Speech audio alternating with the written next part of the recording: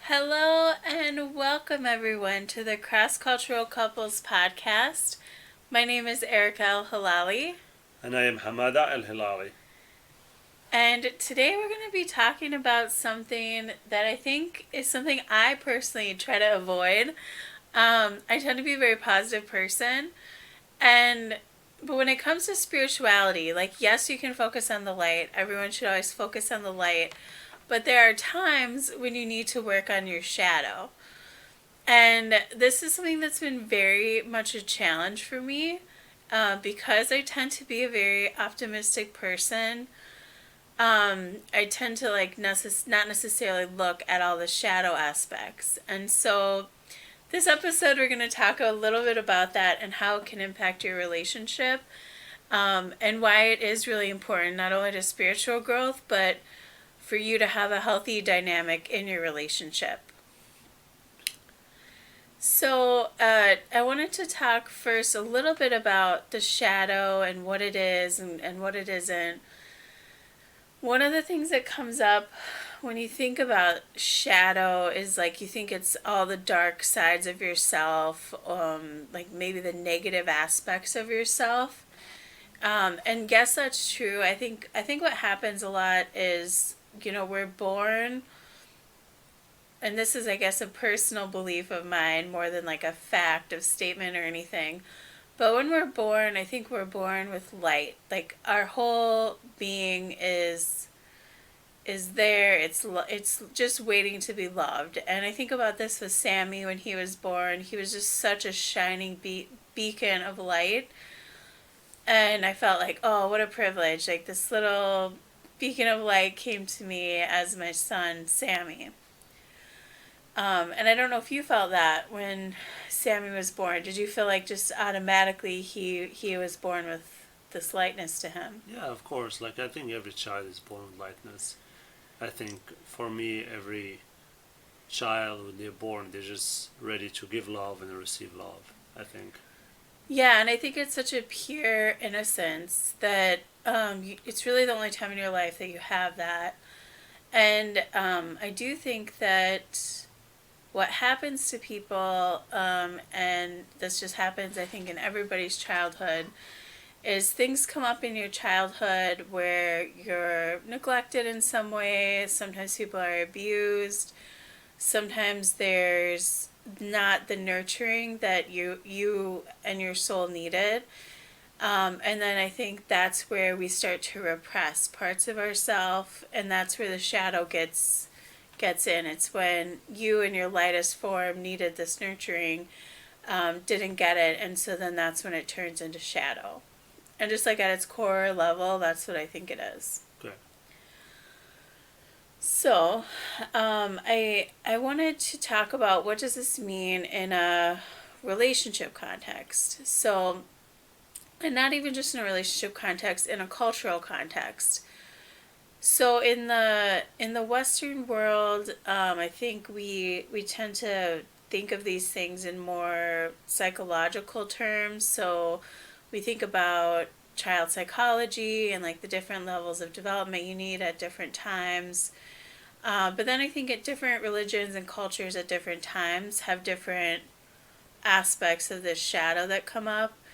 I myself grew up Catholic. In that context, like there's even a notion of like original sin and like you're born with it. I personally don't believe that anymore, but I do think that even in that context, for the most part, then you're baptized and then you have this like cleansing sense of you're this pure baby. So I think it's really important and interesting to look at it in terms of what is your cultural context around this. What do you view yourself like as you're born? Like, are you born good? Are you born with original sin? Are you born in some kind of negative light? Because that can impact how you were raised culturally. And then you can bring that into your own relationships. So I think on a broader scale, this gets even deeper when you think about like how do cultures deal with things like exorcism and things like that. So, like, I grew up in a Catholic upbringing. A lot of people have seen the movie The Exorcist. It's still to this day the scariest movie, I think, out there. But even when I was a kid, like, we would have a priest come and bless the house. And, like, that got, like, the evil spirits out. And, like, now, if you want to talk about what we do when we bless our house.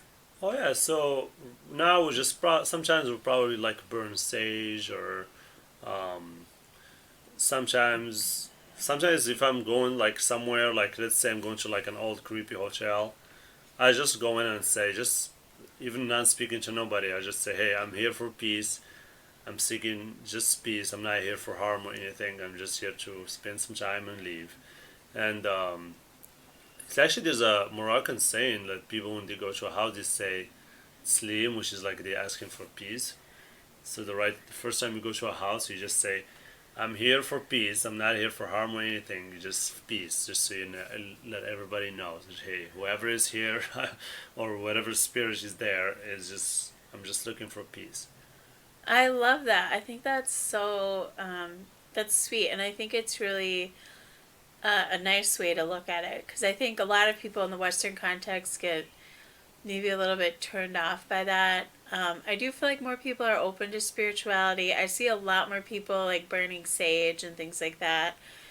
One of the things we do too, that's a tradition in Morocco, is like we'll like have the there's a verse in the Quran, the Bukara. You can have that like just put it on your phone or your computer and have that play, and they think that like gets some of the negative energy out of a room. I know in our old house when we lived in Minnesota, our basement was a little spooky, and so we did that a couple Is it like the times. dog one day was barking the one day? Yeah, it really creeped me out. Well, when we bought the house, the owners told us that when their kids were little, they like saw a ghost in the basement. I'm like, well, don't And tell me that. I'm it not gonna kind of sign the creeped me out. papers. We'd already like bought the house. We're like, oh, I guess we're gonna have to place Deal with some that. Quran on it to like get the evil spirit out.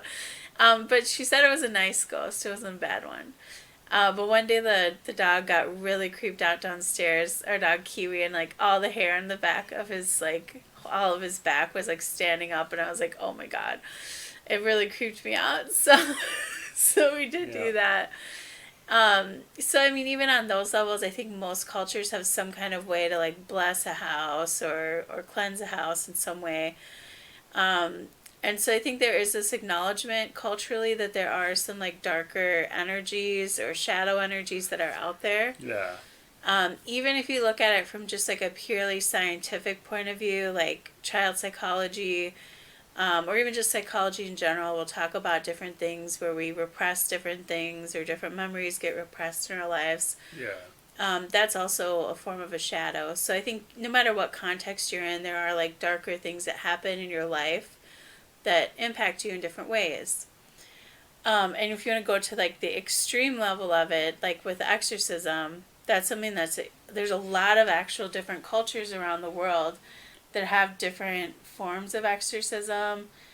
Um, it really can range. We won't go through all of them, but I wanted Hamada to share kind of some of his experience in the Moroccan context of what's happened or what he's seen or how Moroccans deal with exorcism. Well, I think like in old countries, I think there's more of those spiritual cases than like in newer countries. Like for example, I don't think many people lived in the U.S. for, like it's a big country, so I don't think a lot of places.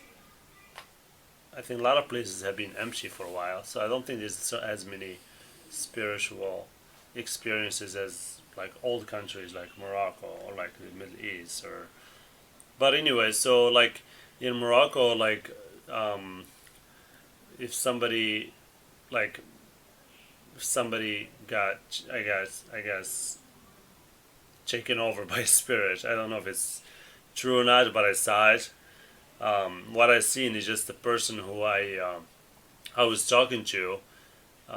She was acting up weird, and she was saying, "Oh, she's seen stuff. Like she's not 100%. She, oh my God, I see this. I see this. I see this." And she's kind of she was actually kind of strange, and we were all the family around her and trying to help her like get her back in the right track, but it seems like she was just giving some laughs and giving some cries, and she doesn't know how she feels, and she's just all confused. So they took her to this. It's like you say a priest, but it's in Morocco priest, which is like imam. Yeah. So they took her at like midnight. They took her there. Well, actually, the guy came to the house. We went and I got the guy from his house, and he came to the house, and he had a long conversation with her that she needs to get out of her body. If that body, whoever that person was inside that body, needs to get out. And the lady kept saying, "No, I want to stay here. My name is Red." And her name actually was not Red, so it was something else. But she was saying, "Oh, my name is Red. I want to stay here." And he keeps telling her, "No, you need to get out. You need to get out, or I'm gonna burn you. I'm gonna get the knives and warm it up and burn you." And she's like, "No, no, no, come back, come back." So eventually, like the imam, or is the priest, was successful, and he got that spirit out of that body, and then the girl felt better afterward. If you ask me if you've seen it, I have seen it with my eyes. If you ask me if it's true or not, I have no idea. Maybe the priest was lying, maybe the girl was lying, but I know what I have seen, and I think it was true, but I don't know. So Well, and maybe it was just like maybe she had a mental illness even, and she was having like a psychotic break. Like, we don't know. you don't know, so that's what I'm But saying. But if it you could ask have me, been, it could have been a jinn impacting her too. Like, yeah, jinn, it could be jinn like a is bad like spirit bad taking over, spirit, because we yeah. have a lot of experience. We experience that a lot in all countries. But I'm just saying, like, if you ask me, hey, did you see it with your eyes and you heard all this discussion? I'm like, yes, I did. Exactly how it happened, and I remember every single thing. But did she have an mental illness? I don't know. Did the guy pretend to be like getting somebody out of the body? It's kind of unlikely, but Yeah, you never know. you never know. So Well, and I think it's just interesting that there's so many different cultures that have different examples of that, where yeah, there are people who have some kind of like either demonic possession, like they think a jinn jumped in somebody, or they think that whatever it is, like whatever kind of expression that is. It's just interesting that it shows up in so many different cultures around the world. And to me, that like whenever I see something happening in like multiple cultures in very different parts of the world, it makes me think that there might be some truth to it. Even if the truth of it is that it's a mental illness that did it. Or, I mean, I feel like we've only scratched the surface on what our true spiritual powers are, so it could be something else that we just don't have. well, this is like it's really consciousness common of. in Morocco. Like, it's not common, but like people know about that. Like, if somebody like faints and like acting up really kind of weird, they'll bring like keys for him, and they're like they Try to jiggle the scare keys the like jinn this. away. I don't know. Yeah. So, but it's in Morocco. It's not something that doesn't exist in Morocco. This that exists, and people are aware of like this. Oh, what happened to this guy? Oh, he's taken over by this spirit, or so. Yeah, and I think it's just interesting when you look at it and like when you think about it getting to that level. I think that's one of the reasons why people always get scared of shadow work, because a lot of people will just want to like stay away from anything that's in the dark. Yeah. But I think overall, if you don't address your shadow, it only gets worse. And also, if you don't address your shadow, then I think that you end up hurting other people in your relationships because Yeah. you haven't addressed it. So that's why, like, I encourage people to do shadow work when they can. I know we've all had kind of a shadow work kind of year, couple of years from 2020 on, with everything that's happened with the pandemic, all the different changes we're seeing in society. I think it's making people triggered. And that's actually there's basically a few different ways to spot if you have shadow work that you need to do. And one of them is if you're getting triggered by certain things. So, if you've had some kind of trauma in your childhood, or you've had some societal trauma, like even now with like the new variant coming out with COVID, like that is like feels a little bit of a trigger because I'm like, oh my God, are we going to have to get shut down again? Like, even just for that split second, it's causing like a little trigger in me because I feel like I haven't fully come to terms with what it was to live through the pandemic. Yeah. And I think that a lot of times the trigger kind of will remind you of like a past trauma.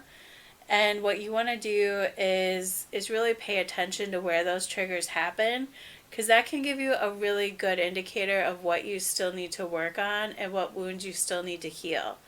So, like for example, if like I didn't grow up like I grew up with like a lot of like money uncertainty because like my dad got sick, we had medical bills, we had all this stuff, and it was like there was always like this anxiety around money. And so like if I feel like any type of money pressure, it almost like triggers me in a weird way.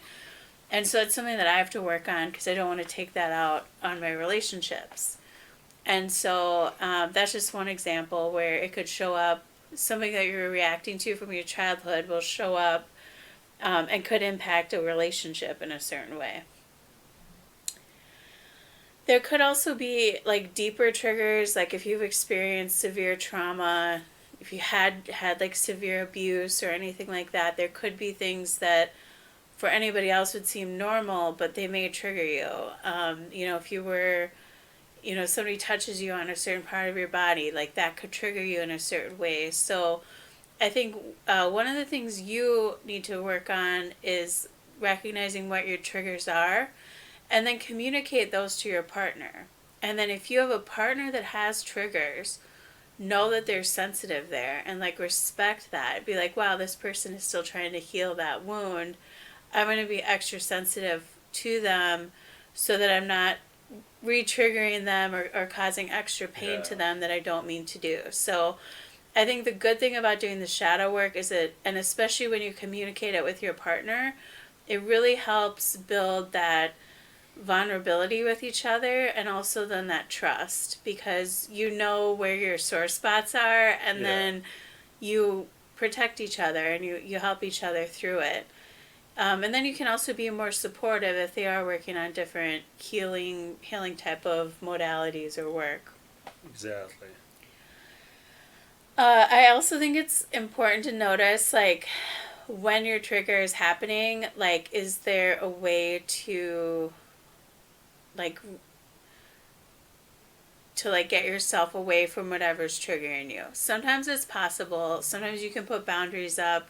Maybe there's somebody, like, in your work situation who always triggers you that you don't necessarily want to share everything to. Yeah. Put a boundary up, like, energetically with them.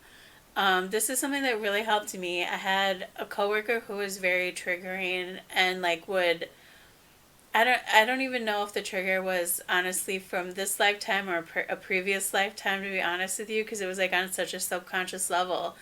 But anytime I was around them, I started to imagine this like big bubble around myself, like an energetic bubble. And I was like, they're not getting inside my bubble. And like it wouldn't let them impact me. And just like mentally doing that small boundary type work, it was so helpful. And then I didn't get as triggered by them. I didn't have any like need to like have that like re-traumatization process. Yeah. I realized there's something that I needed to heal. I took that like as, oh wow, this is something I need to work on and heal. But then I also continued to protect myself and build those boundaries up around myself. And it did work out for you because it was. I used to get so stressed. And then it was like a Yeah. huge difference after I started doing that. Yeah, because if you look at the big image, it's really not worth it to make yourself miserable just because of somebody else. Just um, just be in your own like bubble, like you said, and just do your own business, and nothing or not. There's no such bad energy that's gonna get you or trying to take over you. Yeah, exactly. I also think another way you can kind of point out and see, like, do I have shadow work that I need to do, is, and this is all part of just becoming more conscious and more aware of yourself. And I think the beauty of going into shadow work is it really gives you agency over your life. So instead of just reacting to things subconsciously, you can start to recognize things and then you can start to make action that helps you and then helps your relationship. So one of the things is if there's repeating patterns that happen in your life, like for example, if you're always going to a certain type of relationship dynamic where like you'll see this sometimes, people will have these relationships where they get in a big fight and then they make up, and it's like this weird like fight, and then they make up, fight, and then make up. It's this weird pattern that just, and it's an unfunctional or dysfunctional dynamic that happens in the relationship. And that really can happen when maybe both people have different shadows that are like attracting each other um, and working out like subconscious things in a pretty negative way. So I would say if you start to see this where you're having this pattern or this like dysfunctional or toxic type of behavior that keeps happening, that's definitely something that you want to say like, well, what is really going on here? Why does this keep happening? And it just even taking that time to be conscious of it and start asking yourself questions about it, that will start to like loosen up the hold that that pattern has on you. Yeah. And then you can start to identify it and start doing some of the deeper work to dig in and see what's really going on here. Exactly. I'll say one of the patterns for me that I find to be very reoccurring, I definitely have like some fear of abandonment, and a lot of that just came from losing my parent, like losing my dad when I was 11. That was such a young age to lose a parent, and it still is like the most painful experience of my life, wow, even to this day. And so I think that there's like this weird, I notice sometimes like I'll act in certain ways, and I'll be like, oh, that's my fear of abandonment coming up. But it took a while for me to realize it and recognize it. And I think with all of this work, I mean, my dad has been gone now for 25 years, and it's still something that will like linger in like the back burner of my subconscious mind. And so while I'm being conscious, I just try to really be mindful of it and notice when it's coming up, and then try to find any opportunities I have to heal it. So there's definitely been a lot of healing work I've done around it, so it doesn't come up as often as it used to, but it will still come up from every once in a while. And I think also too, like me communicating that to you has helped you understand it, because you didn't lose a parent at a young age like I did. So like your parents are still with us, like you haven't experienced that, but like you understand that is like a deep wound that is in me. That is true. It is. It's really definitely helps me to understand. Oh, wow, this is why she acting like this, or she acting like this because of, like you explained to me the background of it. Like it's really a good idea to always communicate the issues that people have with their partners, so their partners doesn't take it like, oh my God, what's wrong with this lady, or what's wrong with this guy. It would be like, oh, that's why she's acting like this, instead of what's wrong with this, I think. Yeah, absolutely.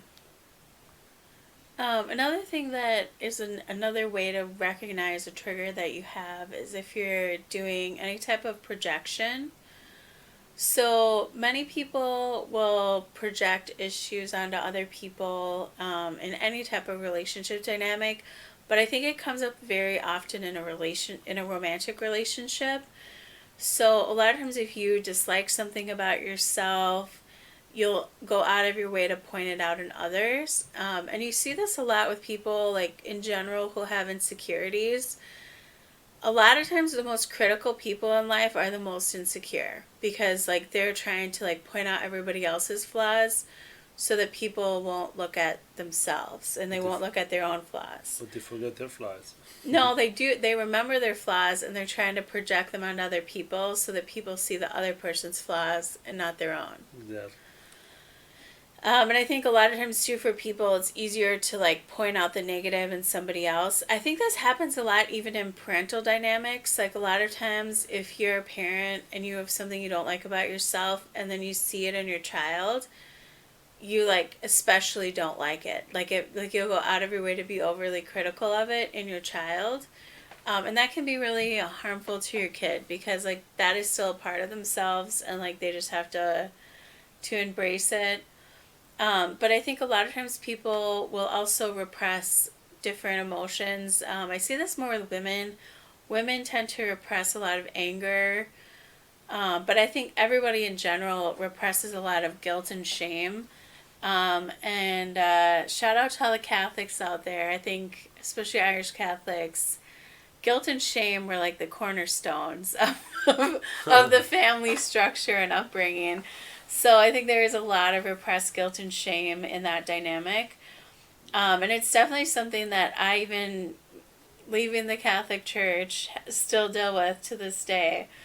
But I do think that when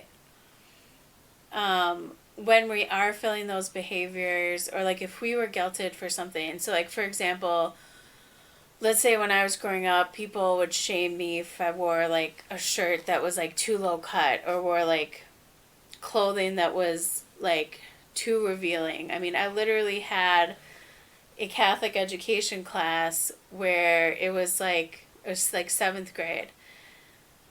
The teacher literally gave us a book on what to wear and not wear, and basically if it was like ridiculous, like if you wore a t-shirt that was more than 3/4 length sleeve, so if you just wear like a short sleeve t-shirt, that was like revealing too much.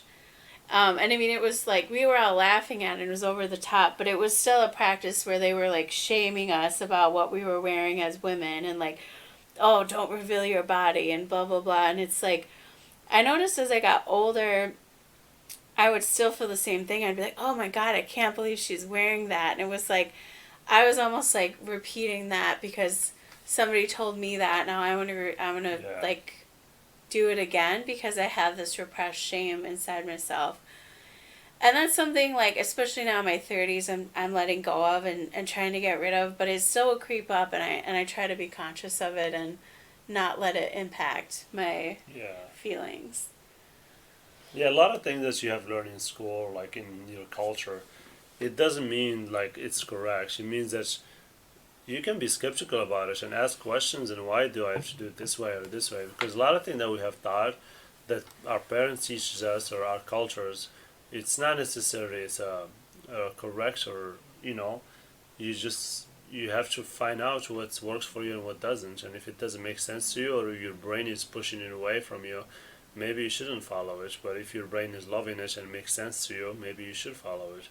Again, it's nothing bad or good. It's just what works for you and what doesn't, and we're all different. And what works for me might not work for Erica. So Yeah, and I think that when you're like projecting things like that out into the world, it's really because I think on a fundamental level, the whole universe is trying to work to make us whole again. And so when we have these shadows inside ourselves, it's like we're not showing up to the world in our full, authentic self because we're not embracing our whole self. So anytime we're repressing parts of ourselves, if we're repressing our sexuality, if we're repressing our power, which I think a lot of people do, not just women, I think women tend to do it more than men, but if we're repressing like the greatness within inside ourselves, if we're trying to show up smaller or less than who we really are, the world around us is going to provide us with a mirror to ourselves. And the reason it's doing that is it wants us to become who we really are. So, like, if you were somebody who was like grew up and like told to be the good girl, or oh, you have to be like a good little Muslim boy or a good little Catholic girl, or whatever the religious or cultural contexts are, and you were constantly repressing parts of yourself to fit into whatever culture you were born into, the world will continue to bring things up that trigger you, that are reflections of your true self or parts of your true self that you're hiding. And it's doing that so that you become who you're supposed to become, like the full, authentic version of yourself. Yeah. And I think underlying all of this, when you get into doing the shadow work, that's really at the core of it what it's all about. It's all about helping you to understand your full self, like warts and all, like all the bad things, good things about yourself, instead of only highlighting your strengths or only highlighting the things that society or your culture thinks are good for you. It's like, no, show up as your full self. And when you can do that in a relationship and you're just authentically yourself, and then your partner feels safe enough to be authentically themselves, like, and you guys can connect on that authentic level, like, that's gonna carry you through any cultural difference, any, like, in-law, family situations. Like, if you have that core-to-core authentic connection, like, nothing else will stop you. Exactly. Like, you'll be able to get through anything. Exactly. So that's really all we really wanted to talk about today. We would love to hear more from you guys about different work you've done in your shadow. Please connect with us on Instagram. We're at Cross Cultural Couples. We're continuing to build our community, and we're excited for this season's focus on spirituality, because I think it really helps us connect in a more authentic way, and will help you and your relationships move beyond some of the cultural challenges or different dynamics that may be keeping you apart. Hopefully digging deep into some of these topics will help bring you together and connect in a more authentic way. That is so true. Again, thank you so much for listening. I hope you liked my little story. and have a great day, everybody. And take care. Yeah, thank you guys so much. Please connect with us. We love hearing from you guys. Take care.